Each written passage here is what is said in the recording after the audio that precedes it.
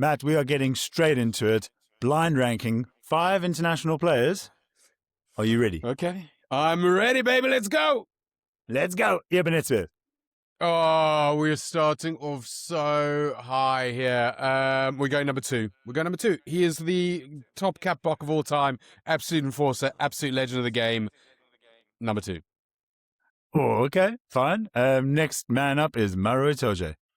Oh, England captain, Lions. I think he's captain the Lions. Legend maybe in there, but I am not the biggest fan of Maro Itoje. I'm going 5. Sorry, Maro. Ooh. That's fine. All right. Next man up is Tag Byrne. Tag Byrne. Oh, the Irishman here. That's a tough one. Listen, for this last period of time, Ireland have been amazing up until probably this last November. So let's go 4. Let's go 4 for Tag Byrne because there might be a couple of Antipodeans that I need to consider in this. Well, here we go. So you've gone Eben at 2, Maro at 5, and Byrne at 4. Okay, so you got 1 and 3 left. So Charles Olivan. Oh, Olivan. I like Olivan. Let's go 3. Okay. Oh, no. Well, here we go then. The last man up is Scott Barrett. No! I hate Scott Barrett. Nothing personally, but I absolutely hate Scott Barrett. I think he's like walking yellow card. Oh, no. Hell of a player. Crusaders career. I mean, fantastic. I'm so angry with you.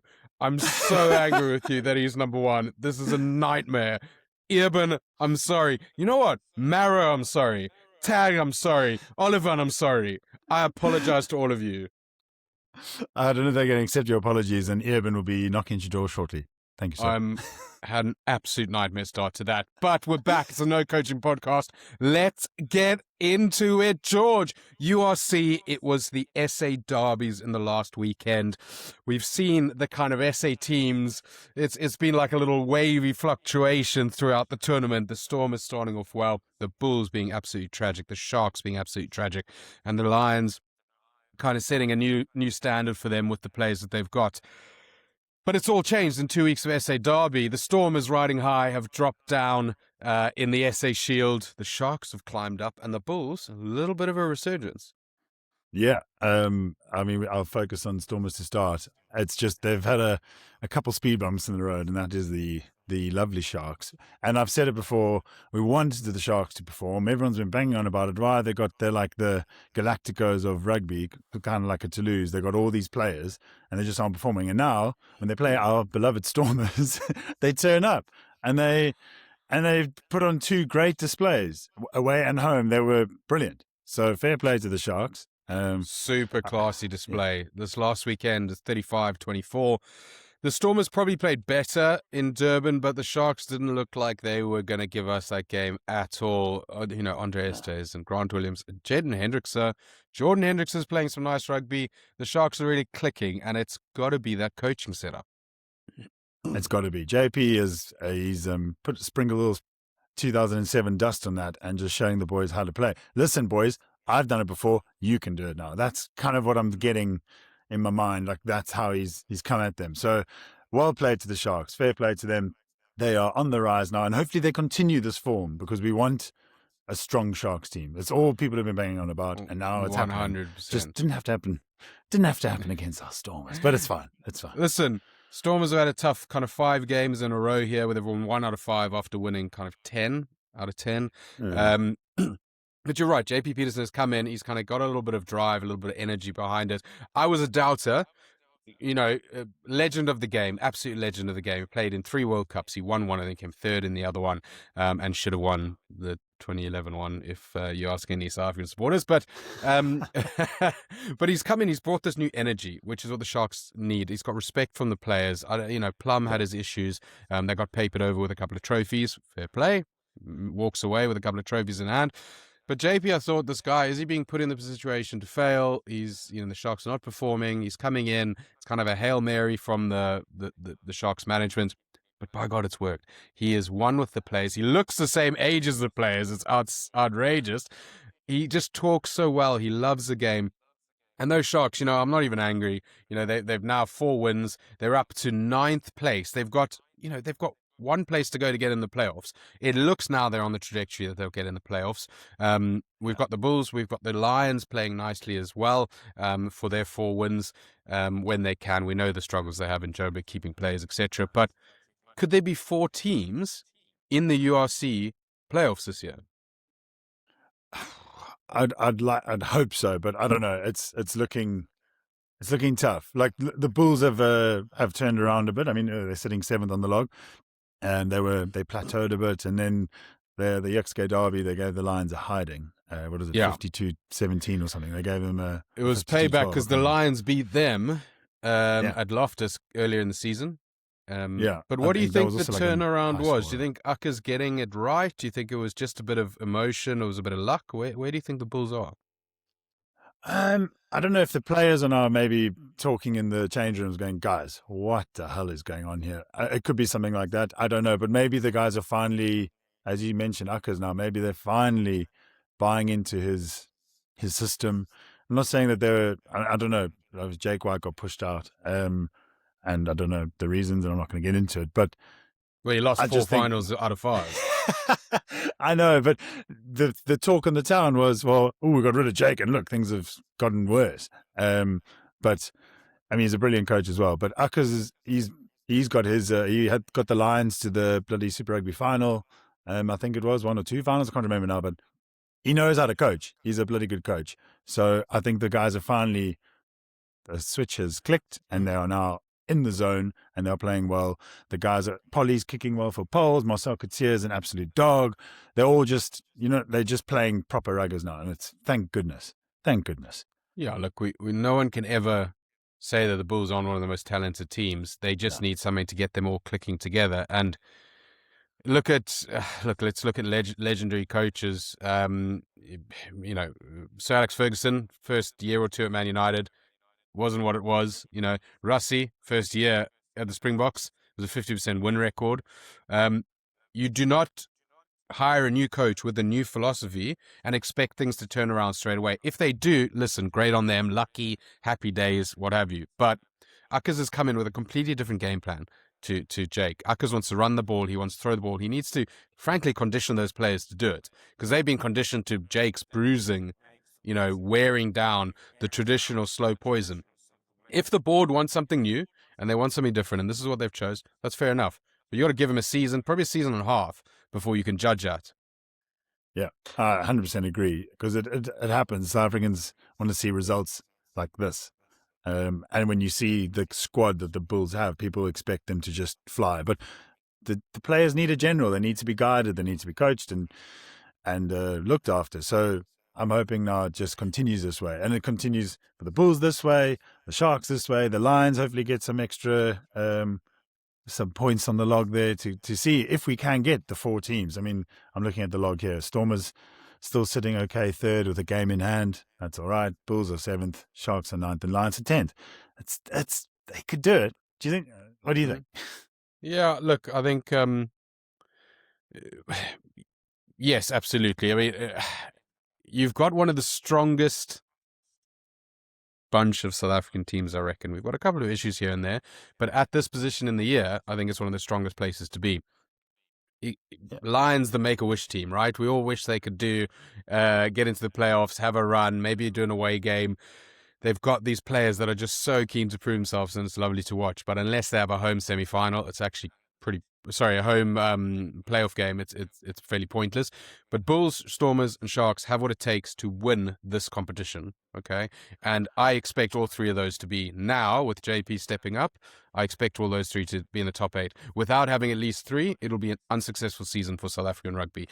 And I think Lions might just be able to do it as well. So, talking about power rankings and where we sit at the moment, okay, we're just over halfway through the season, but we're almost finished the South African Shield. It still means something to the players. I know it's just like, is it a made-up, is it a pool thing, whatever. I like it. I like the fact that we still have these derby matches that mean something, that is something tangible that you get out of it. Sharks are now in the lead with that on 3 wins out of 4. Lions, 2 wins out of 4. Same with the Stormers, and Bulls with 1. It still can go either way because there's 2 more matches of derbies, 2 more rounds of derbies to go. Yeah. Do you think that's a realistic ending point, or who do you think is going to win the Shield? Oh, I want to say the Stormers. Stormers still have Lions to play. Yeah.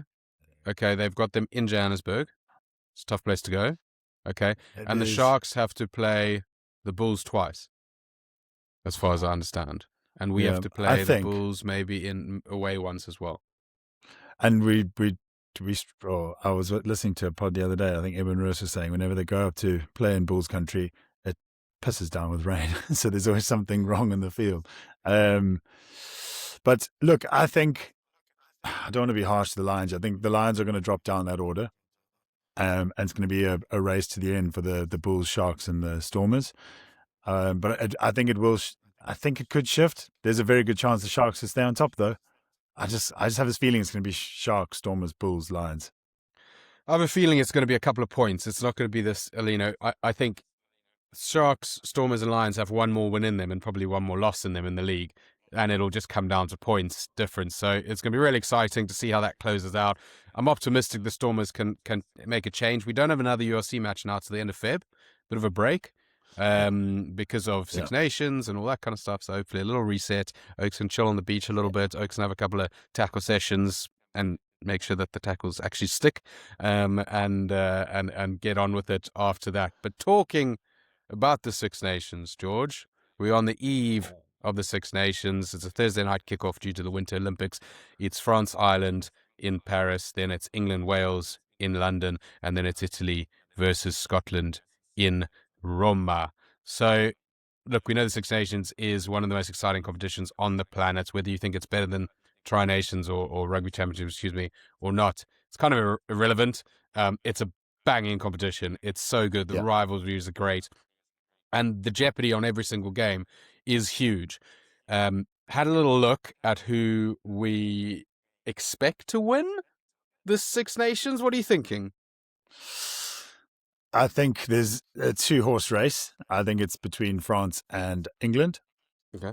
I feel Ireland going to France tomorrow night to play, well, whenever it is, it's going to be a tough ask. That's going to be a very tough ask. The team sheets are out, so yeah. And then talking about England, they're on the rise, man. They've been unbeaten. I think it's like 11 game streak now. First game up against Wales, they put a solid team out. That team sheet looks, I feel for Wales. So I long answer there. It's a 2-horse race, France and England, I think. Yeah, I think you're probably right there. France, remember, have, I think, the 3 home game season, because obviously in Six Nations, because there's five opponents, you play 2 away, 3 at home 1 year, and then it switches, right? So England have only got 2 home games. That's huge, right? England have France away on the final day of the competition. Insane. That's going to be so good. They have Ireland at home, which is the next one. So you'd expect, it'll be a tough match. The Ireland, the fans tour so well, and it's going to be combative in the Alliance. It's going to be absolutely amazing. And then they've got Wales, as you say, at home. So I think France probably edge it on maybe experience, but you never know. I mean, if France, couple of wet willies on Thursday night and the ball's slipping around, and Ireland can make the most of a couple of errors, and all of a sudden the French will capitulate the whole season. But England, as you say, they've got that power game. They play very similar. I've always said they play very similar game to South Africa. Power up front, nice flexi backs out back. I mean, they've got wings for days, this England team. Their centres, I think they've got Dingwall and Freeman, looking exciting. They've got guys in the backup to that position that could be exciting too. I think it might be their year. It's been a while since England have won. 2020 was the last time England won the Six Nations. Even further back than Wales, believe it or not. Wales won in 2021. So that's the beauty of the Six Nations. It's a bit wild, to be honest. Obviously, France won this last one, Ireland the 2 before, and France again. Ireland are an interesting case because they obviously got kind of what's it, emotional damage on in the autumns. They got taken down quite a few pegs, and France take him into a scrap. Are the demons of that South African scrum like gonna get to them? I think with the aging squad, it's going to be tough for them. But you never know. A couple of cheeky wins by 1 point. We had didn't Wayne Pivac's Wales win the Six Nations? I mean, like, it can happen. You can go on a bit of a streak out of nowhere. And then, of course, you got Scotland. No one's talking about Scotland. Should we be? Yeah. I think so. They're still 100%. I mean, Glasgow is doing hell of a well in URC, and Edinburgh's a decent team as well. And this is the best squad, including the World Cup in 2023. The group of players they've got, it's the best squad they've had for a long time. They're not going to win the Six Nations, but I think they're going to put up a good fight, and they're going to win. There's a potential upset game. Who knows? They could beat England. Who knows? Like, it's you can't not talk about Scotland, but they ain't winning it. If they do, I'll do some crazy thing if they win. You can copy paste that little Scotland chat for the last 4 years. I mean, the amount of times everyone's been like, "Oh, Scotland, it's the best team." Listen, if Scotland was serious about winning the Six Nations, they would have sacked their coach when they had the chance, or at the end of his contract, and they would have brought in the Glasgow Warriors coach, who's actually doing something for Scottish rugby, rather than the Scotland coach Gregor Townsend, who has been there for like 8 years and flopped out of 2 World Cups, flopped out of all these Six Nations competitions. I don't think he's come higher than third, because I say time and time again, Scotland win the what is it, the cup against England, Calcutta Cup, and that's their World Cup. And then the next game they'll lose against like whoever, they'll lose against Wales the next game. But it's quite interesting because Italy are on the rise. And I think Italy are the same standard as Scotland. Scottish people are going to hate me for that. And I think the scrap and in Rome is going to be a real good match because you've got two teams that have something to prove. They're up and coming, and it should be good fun to watch. Oh man, yeah, that's going to be an exciting game to watch. I love the Italians. It's very good at rugby. Especially their strong at the moment, their wings. It's all coming together. Yeah, so time for the Italians to rise. Yeah, I think so. And the poor Dragons of Wales, they've got to get better this year, surely. I think they've laid some foundations. They've got new coaching staff in. They got Reece Lightning back. 50, 60 points? Or is it going to be like a 35, 15? What? Look, can they compete? Can they compete? They can. I mean, and was it the Autumn Nations that I wouldn't say they did well against New Zealand, but they scored 4 tries, right? And that was when they had their full strength squad. It was against us that they didn't have a full strength squad. So they can do it if they can score 4 against New Zealand. At home, obviously. Look, I reckon England's going to put 50 on them anyway. Yeah. That England team is so good.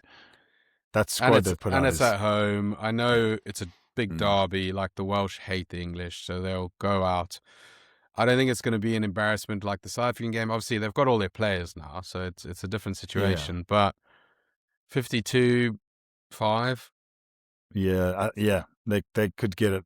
They'll score points, whether it's a 5 or a 3 points for Poles. But maybe I'm being really harsh here. But I do feel for them. But let's hope this is now the beginning. Yeah, of them for sure. Let's hope, back. Man. Like get a little win in the Six Nations.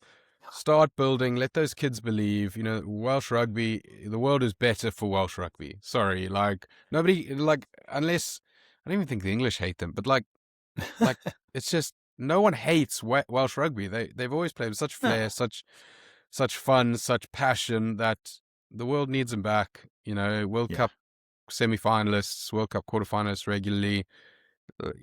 Come back, Wales. Let's get going. It can't be that hard. No. Maybe it is. Maybe it's really hard. Actually. Well, look, maybe they've been trying and it's really hard. But that is what it is. So quick fire now. France, Ireland in Paris Thursday night kickoff. France going to win that game. France winning by 15 points. Yeah, I think so too. I think they're gonna have 60 minutes of back and forth, and then France are gonna run away with it. France will score first as well. No, Penaud has been left out, and he scores all the tries. So we'll see where that goes. Scotland, Italy in Rome. Do you know Italy to win by 5? Yeah, I agree with you. I think in our office prediction, I think I had Italy by 3 or 4, but 25-22, something like that feels about right. I'd love Italy Yeah. to win, and it's nothing about Scottish. We've got Scottish roots. I like Finn Russell, all the rest of it, but like, Flip, could you imagine if Italy goes on a run? Just That'd be like, phenomenal. it'd be so cool. It'd be so cool. Six Nations, there we have it. Moving on, George. A little bit of news from Cape Town, is it?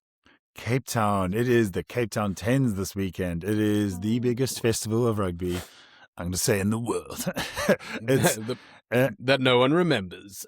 that no one remembers. Everyone drinks way too much Brunnis and Castle Lager. This weekend it's going to be epic. I think even Kitsy and the Bomb Squad team are out there doing the beer pong. Shout out to the Bomb Squad boys. There we go, Bomb Squad represent. But it's just that, there's sports coming out of your ears now. There's paddle, dodgeball, netball, ruggers. There's running. There's probably some other things as well. But That's awesome. there's just so much happening. And then the players, obviously, for those who don't know, you want to win. So you win the guitar. You can't see me now. You win a nice guitar as a trophy. It's pretty damn cool. Shout out to my old team, the Ballers and Jawlers. It's like their 10th year playing, I think. Some old dogs still playing and some lighties playing. So youth and experience. But it's the best festival party weekend ever. I think I played in 3, maybe 4 that I can remember. And it's so much fun. I'm so jealous. But summer, Cape Town, on the fields there at Hamilton's Rugby Club, got the mountain in the background, DHL Cape Town Stadium there. It's just, and then you jaw into the night. Music, live music, DJs. I can go on about it. I need to calm down. It's incredible scenes at Cape Town Tens. Everybody stay safe out there, keep hydrated, and make sure that you play some lekker sport. And say hello to the boys at Bomb Squad from us. Say hello to the boys at Fuffies, all the Oaks down there, promoting their brands. Get involved. And listen, George, it's been emotional. It's been epic. We'll do it again in a couple of weeks. Catch you later. Oh, yeah. Bye.